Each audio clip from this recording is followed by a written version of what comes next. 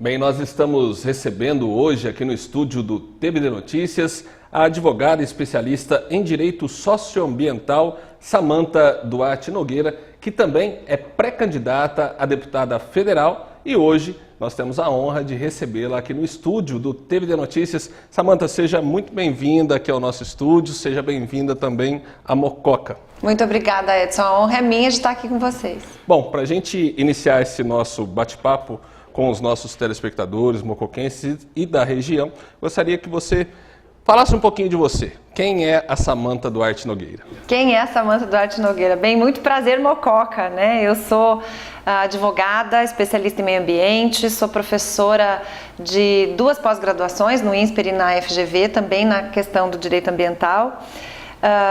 Tenho um programa de TV que fala sobre questões jurídicas do campo, tanto a parte agrária quanto a parte de resolução de problemas ambientais, reserva legal, área de preservação permanente. Sou hoje primeira-dama de Ribeirão Preto, sou esposa do prefeito Duarte Nogueira e fui presidente do Fundo Social até o dia 5 de abril. Então, aí, multifuncional. Sou mãe, sou apaixonada pelos filhos, pelos enteados, pelos cachorros, multifuncional. Que legal. Bom, para a gente entrar um pouquinho no assunto, né, você foi consultora jurídica do Código Florestal, né, a lei aí que entrou em vigor no ano de 2012, se não me engano. Mas muitas pessoas, e foi um tema polêmico à época, muito discutido, amplamente discutido, até com a sociedade e tudo mais, mas muitas dúvidas ainda pairam sobre esse assunto. O que o Código Florestal tem a ver comigo? Por que ele é importante? É uma lei nova. Por que eu devo me preocupar com uma lei que trata de florestas? Super importante. Não existe nada ambiental que não tenha a ver com você. Não interessa onde você trabalha, o que você faz. Tudo realmente tem. Vamos falar da gente aqui, né? Isso aqui veio da areia, isso aqui veio de uma floresta, de uma plantação de algodão. Então a gente sempre tem a ver. Tudo que eu almocei, que eu jantei, tem a ver com o meio ambiente, tem a ver com floresta, a madeira está em tudo. O ar que a gente respira. O que a gente tem é que ter em mente que o Código Florestal ele é uma lei nova para o funcionamento do sistema no Brasil. O novo código é de 2012 e ele teve 3 ações diretas de inconstitucionalidade que questionavam a validade desse código. E essas ações só foram julgadas neste ano pelo Supremo Tribunal Federal. Então, algumas questões, como áreas de preservação permanente, por exemplo, que é o entorno das nascentes, as matas ciliares, as encostas, questões como quem desmatou na época que a lei era diferente, se tem ou que não tem que fazer de acordo com a lei nova, essas questões só foram decididas agora. Então, de fato, paira muita dúvida. E todo mundo tem a ver com isso, porque se não tem uma vida rural, tem a ver com a vida rural. Seu emprego é garantido pela vida rural, principalmente Mococa, que tem realmente uma vivência muito grande com café, com cana. Então, apesar das dúvidas pairarem, hoje nós temos um código eficiente, válido, embora questionado muitas vezes, e que faz diferença na vida das pessoas, porque nós temos a agricultura mais sustentável do planeta, sempre defendo isso aqui no Brasil, nós temos mais de 60% de vegetação nativa e podemos fazer parte disso, né? Todo mundo pode pelo menos um pouquinho se inteirar do que é o Código Florestal e defendê-lo diante de, às vezes, ataques aí de ONGs internacionais que falam que a gente destrói a Amazônia, que a gente desmata. Não é verdade, não. Bom, nesse sentido, a gente sabe que o país passou e ainda passa por uma crise econômica, política e tudo mais, mas que o agronegócio foi um dos motores ali que alavancaram um pouquinho o PIB do Brasil. E foi muito discutido a tal da cultura da sustentabilidade. O que seria isso? A cultura da sustentabilidade, Edson, é a gente pensar num tripé, né? Você pensa num banquinho com 3 pés. Se você tirar um, o banquinho cai. Isso é a sustentabilidade sustentada pelo tripé do desenvolvimento econômico, da justiça social e do ecologicamente correto. Você tem que ter ações que permeiem tanto o socialmente justo quanto o ecologicamente correto, mas tem que ser economicamente viável. Se nós não vamos conseguir fazer política ambiental com miséria, com fome, com desigualdade social como nós temos hoje ainda no país. E o agronegócio, sim, é quem garante o superávit da balança comercial há muitos anos e é quem garantiu o nosso PIBinho, que foi pequeno, mas de fato foi garantido por esse setor. Então a gente precisa respeitar o produtor e cuidar da natureza. É possível, não é antagônico como tentam pregar que é. Nesse sentido também, um assunto discutido atualmente hoje é a questão do agrotóxico com o pesticida, essa mudança de nomenclatura, mas que na verdade eu acho que na prática não altera ou altera alguma coisa para o produtor. E por que está sendo proposta essa mudança? Altera no nome, né? Altera na imagem, porque agrotóxico parece uma coisa de fato muito pesada. Por que as farmácias deixaram de ser drogarias? Porque droga era uma coisa que parecia muito pesada e a farmácia de fato vende drogas que, conforme a dosagem, vai te fazer bem ou mal. Então, quando você está gripado, você toma um remédio. Quando a planta está com algum problema, um fungo, qualquer tipo de inseto, alguma coisa, ela toma um remédio, que é hoje o agrotóxico, porque a lei ainda chama assim. A mudança é necessária por uma questão de burocracia, né? Preciso que haja mais celeridade. Falam assim, o Brasil ainda usa alguns produtos proibidos no mundo. Só usa esses produtos porque é tão burocrático aprovar um novo produto que a gente não consegue substituir por um melhor. Então, a mudança é necessária de fato. Bom, você na condição de advogada jurídica e de assuntos ambientais, já deve ter recebido no seu escritório muitos produtores que se queixaram em virtude da nova legislação. Essa lei prejudica os produtores? Essa forma deles entenderem que a reserva de preservação permanente, ele não tem espaço na propriedade para ampliar a produção. Qual a sua visão sobre isso? Não, muita gente reclama. Eu vejo uma divisão clara. Contra áreas de preservação permanente, eu não vejo produtores. As áreas de preservação permanente são áreas mais protegidas e elas estão onde elas devem estar. Na beira do rio, no entorno da nascente, na encosta para evitar erosão, no topo do morro, que geralmente é onde infiltra água para recarga de aquífero. Então as APPs são muito respeitadas e o produtor ele cuida disso de fato, porque ele depende da natureza. Realmente há alguma insatisfação com relação à reserva legal, que é uma porcentagem de vegetação que o produtor tem que ter obrigatoriamente dentro da sua área. Antes do Código Florestal novo, essa reserva era separada da APP. Então tinha que ter área de preservação permanente mais os 20% ou 80% na Amazônia, a reserva legal é 80%. Mas hoje essa reserva legal ela pode ter a soma das áreas de APP para integrar esses 20%, que é o que é necessário aqui na região. E o que a gente percebe, a única reclamação do produtor é o seguinte: qual é o papel? O meu papel é esse, né, de fazer a reserva legal e fazer a APP. Qual é o papel da cidade? O que ela faz para diminuir a poluição ou para melhorar a qualidade do meio ambiente para a comunidade como um todo, como eu faço como produtor.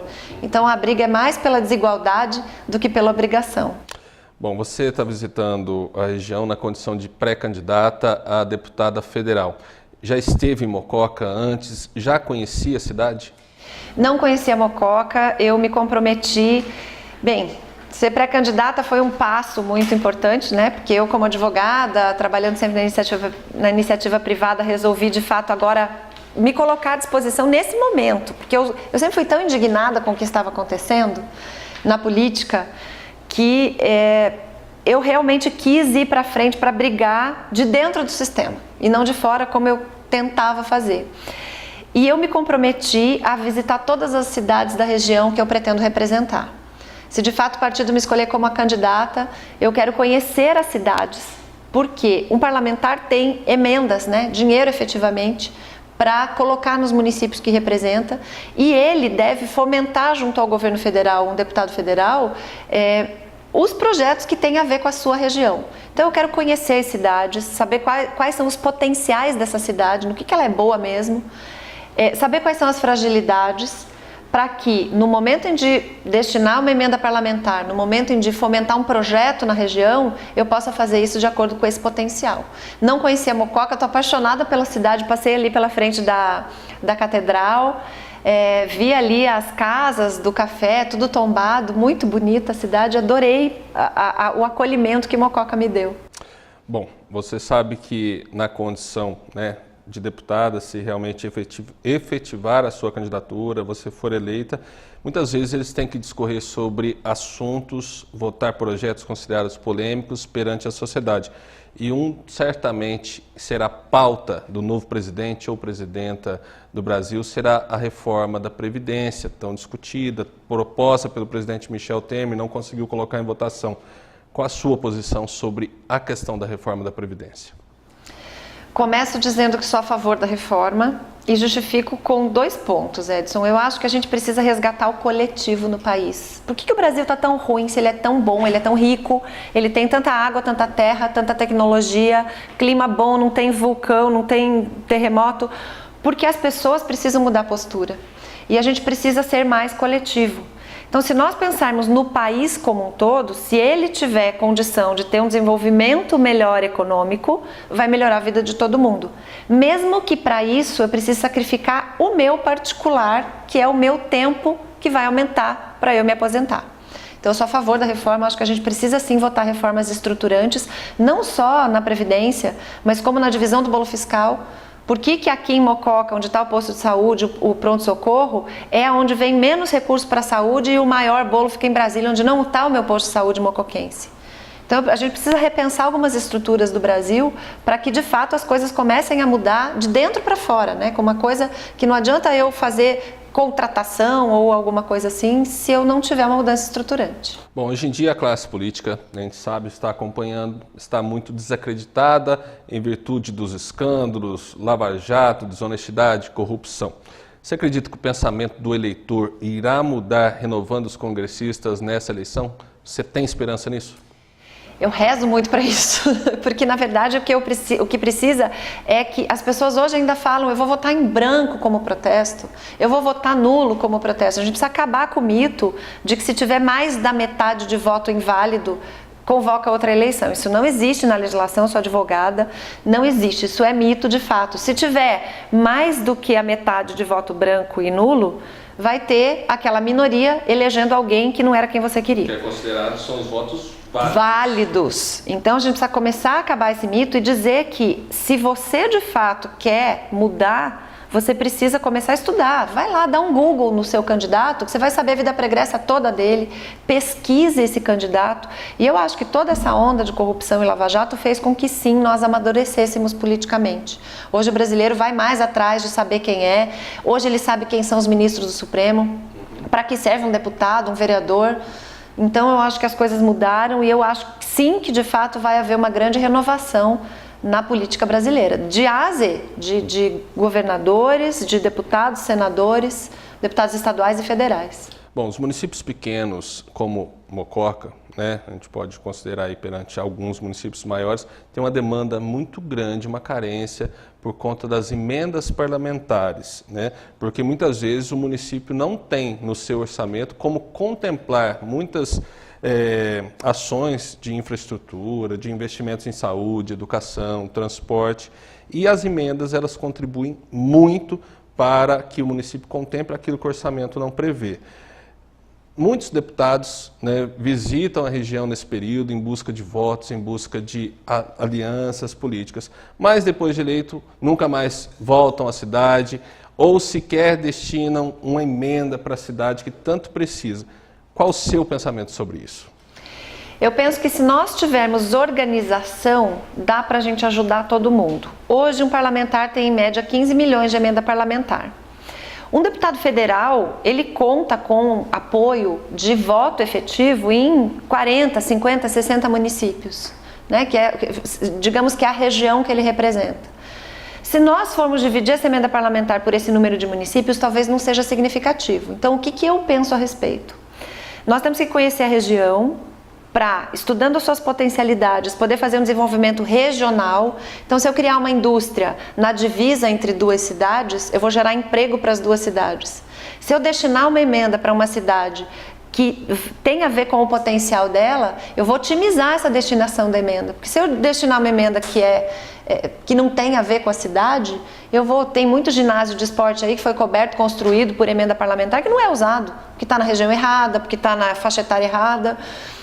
Então, eu acho que dá para a gente otimizar e nós precisamos sim ter a consciência de que a região precisa ser representada. Então, eu voltarei a Mococa, não só se eleita, mesmo, né, se o partido decidir que eu sou a candidata, estarei aqui durante a campanha e depois disso eu gostaria de voltar, porque Ribeirão Preto tem uma região metropolitana e essa região metropolitana contempla Mococa, então nós temos que pensar na região realmente.